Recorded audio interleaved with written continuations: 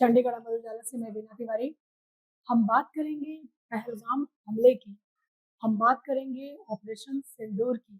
जी हाँ, ये वो घटनाएँ हैं इंडिया की जिसको लग पहलगाम हमले की तो 1 साल पूरे भी हो चुके हैं और ऑपरेशन सिंदूर के 1 वर्ष पूरे होने वाले हैं मई में।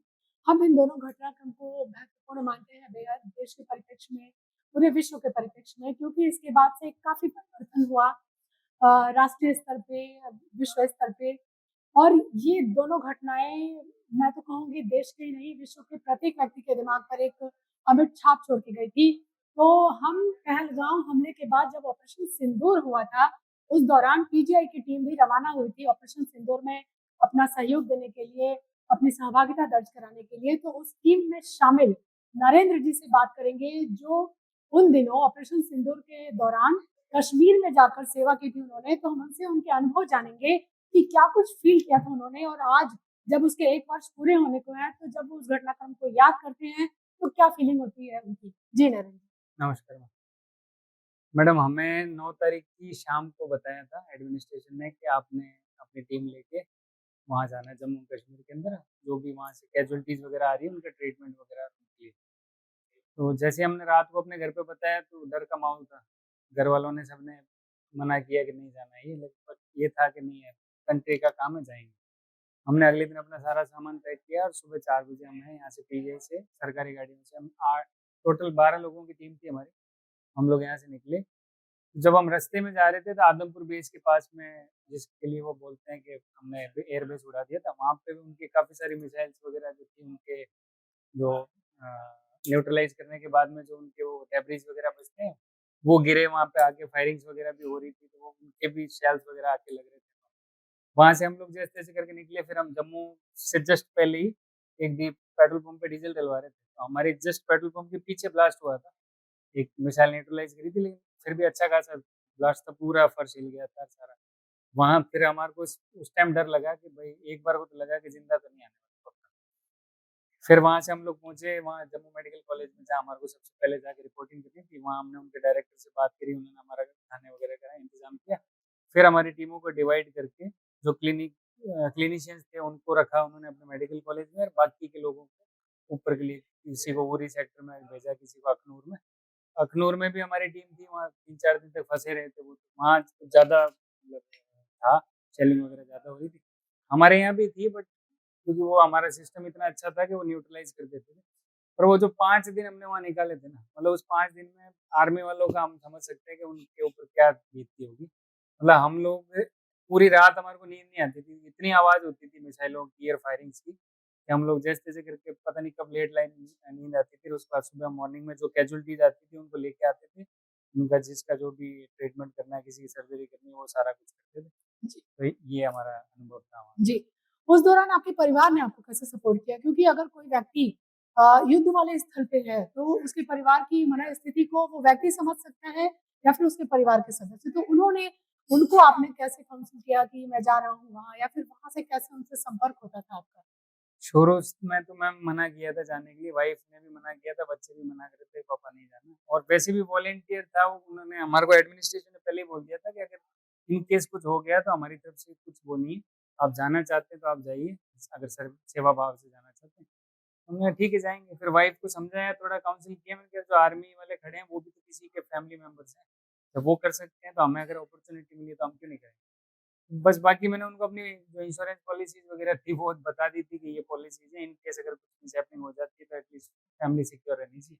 और वहाँ से फ़ोन पे बातचीत वगैरह रहती थी हमारी, बात करके उनको सुबह-शाम बता देते थे हम ठीक हैं।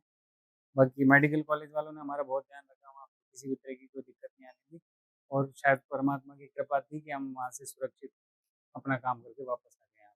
जी।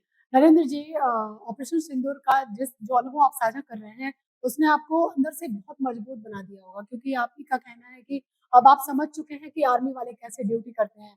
तो मान लीजिए आगे अगर ऐसे कभी अवसर मिलते हैं, तो आप खुद के साथ अपने जानने वाले लोगों को मोटिवेट करना चाहेंगे क्या? बिल्कुल मैम, मैं वैसे बताना चाहता हूँ दर्शकों को कि मेरे 2 बच्चे हैं, एक मेरी बेटी है 11th क्लास में पढ़ रही है, और उससे छोटा मेरा बेटा है 10th क्लास में। दोनों को मैंने डिफेंस में भेजने के लिए, एएफएमसी के लिए, उन दोनों को मेंटली और फिजिकली पूरी पूरी तरीके से ट्रेन कर रखा मेरा खुद का सपना था डिफेंस में जाने का, बट मैं तो नहीं जा पाया। पर अब मैं अपना सपना अपने बच्चों के रूप में पूरा करना चाहूँगा और लोगों को भी ये चीज़ बताना चाहूँगा कि देश सेवा का मौका रोज़-रोज़ नहीं मिलता है। जब कोविड आया था मैडम, कोविड में भी हम लोग ऐसे थे कि जो सबसे पहले बैच के अंदर गए थे काम करने। जबकि हमारे से जो जूनियर बच्चे थे उनका पहले था, लेकिन फिर भी हमने इसलिए कि शायद हम जाएँगे तो हमारे को देख के उनको कुछ मोटिवेशन मिलेगा। इसी बीच में म्यांमार में भूकंप आया था, तो मिनिस्ट्री ने माँगे थे लोग कि आप वहाँ पे भूकंप जो पीड़ित लोग हैं उनकी सहायता के लिए भेजो।